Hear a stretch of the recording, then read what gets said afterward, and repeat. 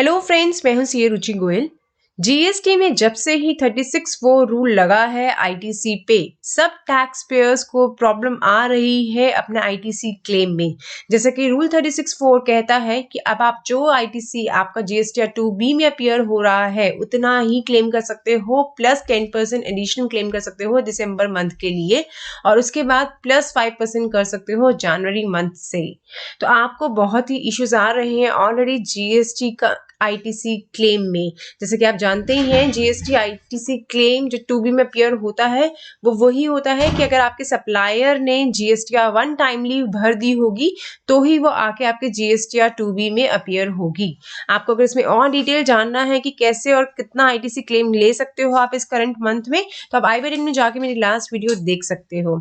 तो जैसे कि रूल 36(4) कहता है कि जितना आईटीसी आपकी GSTR 2B of the month में अपीयर हो रहा है आप उतना ही आईटीसी क्लेम ले सकते हो। इसके ज्यादा प्लस 10% ले सकते हो, उससे ज्यादा नहीं ले सकते फॉर दिसंबर मंथ के रिटर्न के लिए। तो बहुत सारे टैक्स पेयर्स ने ये भी देखा कि हो सकता है उनकी जीएसटीआर 1 और 3B मिसमैच हो रही है। मतलब जीएसटीआर 1 में जो आपने सेल्स दिखाई थी उन सेल्स पे टैक्स आपको जीएसटीआर 3B फाइल करते हुए पे करना होता है। अगर आपके पास आईटीसी अवेलेबल नहीं है इतना ज्यादा तो आपको कैश में पे करना पड़ता है, अपने कैश लेजर से पे करना पड़ता है। लेकिन हो सकता है आपने जीएसटीआर 1 में सेल्स इनकम्प्लीट दिखा दी हो या फिर गलत दिखा दी हो, कोई टेक्निकल एरर हो, कोई क्लरिकल एरर हो, जिसकी वजह से सेल्स जो है वो प्रॉपर प्रेजेंट नहीं हुई थी जीएसटीआर 1 में।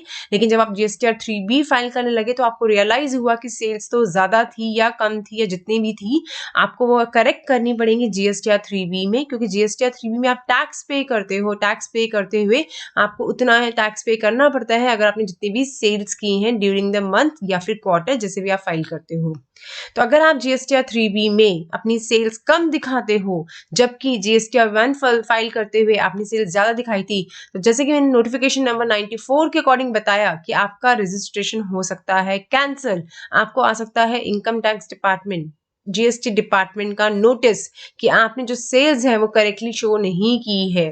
तो आपको बहुत ही बड़ी प्रॉब्लम्स आ सकती है अगर आपका जीएसटीआर 1 और 3B की सेल्स फिगर मैच ना हो और सेल्स की जो डिटेल्स दी हैं वो मैच ना हो। सेल्स की डिटेल्स के बारे में कहता है कि जो जीएसटीआर 1 में डिटेल्स दी हैं आपने वो मिसमैच हो रही है अगर, तो आपको नोटिस आ सकता है, आपका रजिस्ट्रेशन कैंसिल हो सकता है। तो इससे बचने के लिए क्या किया जाए, आपको ध्यान रखना पड़ेगा जो इतनी सेल्स आप जीएसटीआर 1 में दिखा रहे हैं उतनी ही सेल्स आप जीएसटीआर 3B में भी दिखाएं।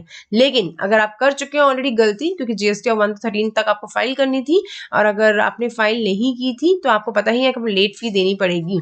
लेकिन अगर आपने फाइल कर दी थी, नाउ आप फाइल कर रहे हैं जीएसटीआर 3B, और जीएसटीआर 3B फाइल करते हुए आपको रियलाइज हुआ कि मैंने तो अपनी सेल्स कम दिखाई थी, मुझे ज्यादा दिखानी चाहिए थी, तो आप जीएसटीआर 3B में उसे करेक्टली दिखा सकते हैं और जो टैक्स है वो पे करेंगे आप। तो पे कैसे करेंगे, अगर आप ये सब कुछ ऑलरेडी कर चुके हैं, फाइलिंग कर चुके हैं, तो कैसे टैक्स, एडिशनल टैक्स कैसे पे करेंगे ताकि आपका जीएसटी रजिस्ट्रेशन कैंसिल ना हो।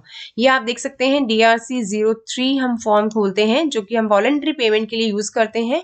मैं इसकी न्यू एप्लीकेशन लगाती हूँ जीएसटीआर 3B की, जीएसटीआर DRC 3 की न्यू एप्लीकेशन में ये आपसे पूछता है कि आपको क्यों टैक्स पे करना है। तो हम देखते हैं कि यहाँ पे एक नया ऑप्शन आ चुका है, एक आया है liability mismatch GSTR 1 to 3B। मतलब अगर आपकी जीएसटीआर 1 और 3B मैच नहीं हो रहा है तो आप जो डिफरेंस है वो DRC 03 के थ्रू पे कर सकते हैं, और उसका हेडर आप देंगे लायबिलिटी मिसमैच है 1 और 3B का। या सेकेंड ऑप्शन ये भी है कि अगर आपकी 2B और 3B में डेटा मैच नहीं हो रहा, लेकिन जब आपने 3B फाइल की तो आपने अपनी एक्चुअल जो परचेजेस थी वो डाल दी, ना कि वो डाली जो 2B में अपीयर हो रही थी, तो आप इस हेडर में ये डेटा डाल सकते हैं ITC mismatch GSTR 2A 2B 2 3B। तो आप इसको डाल के पेमेंट कर सकते हैं अपनी एडिशनल टैक्स की जो आपने नहीं पे किया, क्योंकि या तो आपने जीएसटीआर 1 करेक्टली पे भरी नहीं थी, या आपकी 2B में जो डेटा आ रहा था आपने वो यूज करते हुए 3B नहीं भरी, अपने हिसाब से अपने एक्चुअल डेटा के बेसिस पे भर दी। जैसे कि आप जानते हैं रूल 36(4) कहता है कि आपको 2B का डेटा यूज करना है, बट जैसे ही आप वो मैच नहीं करेंगे 2B में जितना डेटा आ रहा है प्लस 10% नहीं करेंगे तो आपके जो बॉक्सेस होते हैं वो रेड हो जाते हैं जैसे ही आप 10% से ऊपर आईटीसी क्लेम करते हैं। बट अगर आप फिर भी फाइल कर देते हैं वो रिटर्न, तो ये फाइल तो कर लेता है पोर्टल रिटर्न, लेकिन उसके बाद आपको डिपार्टमेंट से नोटिस आ सकता है। उस नोटिस से बचने के लिए आप यहाँ जाके टैक्स पे कर सकते हैं एडिशनल। आपको ये तो करना ही होगा क्योंकि ये रूल अब अप्लाई हो चुका है, एप्लीकेबल हो चुका है कमांड में है तो आपको आईटीसी जितना अवेलेबल है 2B में प्लस आप 10% क्लेम कर सकते हो दिसंबर मंथ के लिए। ये एक तरीका है अपनी गलतियां सुधारने का। एक और तरीका जो है वो है जीएसटीआर 1। अगर आपने कम सेल्स दिखा दी थी किसी भी रीजन से, क्लरिकल एरर से या मिस हो गया आपसे कोई भी दिखाना, तो आप कर सकते हो अमेंड उसे नेक्स्ट मंथ रिटर्न में। लेकिन जैसे कि आप जानते हो जीएसटीआर 3B अमेंड नहीं हो सकती है, अभी अमेंडमेंट का ऑप्शन आया नहीं है हमारे पास, तो आप जीएसटीआर 3B का टैक्स तो एडिशनल जो पे करना था आपको वो आप कर सकते हो आईटीसी मिसमैच से। तो ये एक नया प्रोसेस है, ये बड़ी रिलीफ दी गई है कि अगर आपने गलती कर दी है तो आप उसको जाके यहाँ जाके करेक्ट कर लो, आपका रजिस्ट्रेशन कैंसिल नहीं होगा। करेक्शन करने के बाद आपको अपॉर्चुनिटी मिल रही है अपनी गलतियों को सुधारने के लिए, ताकि आपका रजिस्ट्रेशन कैंसिल ना हो, आपको जीएसटी डिपार्टमेंट का नोटिस ना आए।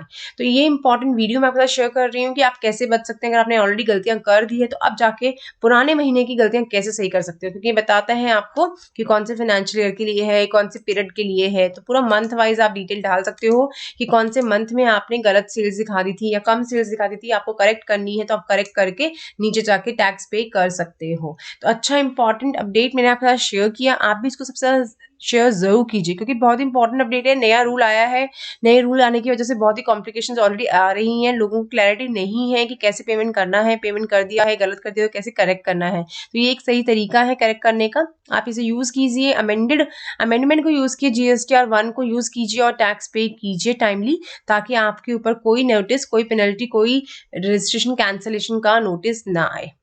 तो इसी तरह हमारे साथ जुड़े रहिए और इंपॉर्टेंट अपडेट भी लेते रहिए। अभी भी आपको कोई क्वेरी है कि जीएसटीआर 1 या 3B कैसे भरी जाएगी दिसंबर मंथ की या फिर गोइंग फॉरवर्ड जनवरी मंथ की, तो आप हमें कमेंट बॉक्स में कमेंट जरूर कीजिए सो दैट हम उस वीडियो को टेकअप कर सकें। तो आज के लिए बस इतना ही, इसी तरह हमारे साथ जुड़े रहिए। Thanks for watching my video. Thank you.